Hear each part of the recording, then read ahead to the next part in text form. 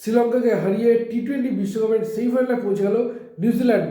এবং নিউজিল্যান্ডের এই পৌঁছানো কিন্তু সহজ ছিল না। তখন একটা সময় নিউজিল্যান্ডের রান ছিল 16 ওভারে 6 উইকেট হারিয়ে 98 রান।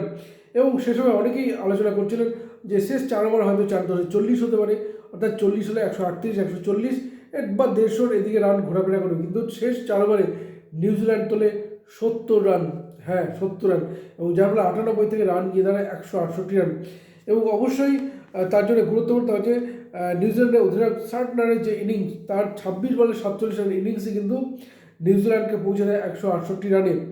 এবং নিউজিল্যান্ড এদিন প্রথমে ব্যাট করতে নামে এবং ফিল অ্যালান করেন 13 বলে 23 রান, রচিন রবীন্দ্র করেন 22 বলে 32 রান, ফিলিপস করেন 18 বলে 18 রান, ড্যানিয়েল মিচেল করেন 7 বলে 3 রান।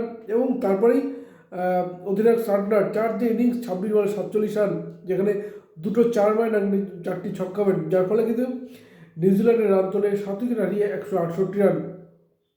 এবং নিউজিল্যান্ড যেখানে উইকেট হারিয়ে চাপে পড়ে যায়, তখন 30 রানের প্রথম উইকেটে পতন হয়, 34 রানের দ্বিতীয় উইকেট পতন হয়, 75 রানের তৃতীয়, 84 রানের চতুর্থ, এরপর 84 রানে আবার পঞ্চম উইকেট পতন হয় এবং 86 রানের ষষ্ঠ উইকেটে পতন হয়। তারপরে রান যেভাবে 168 পৌঁছে তা কিন্তু অত্যন্ত গুরুত্বপূর্ণ।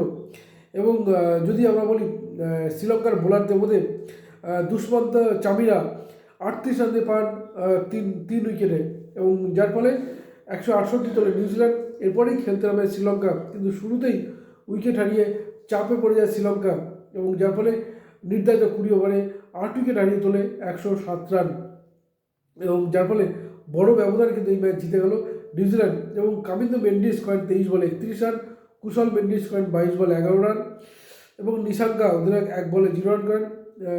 ফলে কোনো ব্যাটসম্যানই কিন্তু শ্রীলঙ্কার পক্ষে দাঁড়াতে পারেনি। এবং নেপথ্যের কারণ হচ্ছে নিউজিল্যান্ডের অলরাউন্ডার রচিন রবীন্দ্র, এবং ব্যাট হাতে যেমন 22 বলে 32 রান করেন, ঠিক তেমনই বল হাতেও 27 রান দিয়ে পান 4 উইকেট। এবং এছাড়া ম্যাট হেনরি তিনিও পান 3 রান দিয়ে 2, এবং যার ফলে কিন্তু 107 রানে থেমে যায় শ্রীলঙ্কার ইনিংস। এবং এই জয়ের সুবাদে সেমিফাইনালে পৌঁছে গেল নিউজিল্যান্ড। এবং অবশ্যই ব্যাটে বলে দুর্দান্ত পারফরমেন্সের জন্য এই ম্যাচে কিন্তু ম্যাচের সেরা হচ্ছেন রচিন রবীন্দ্র।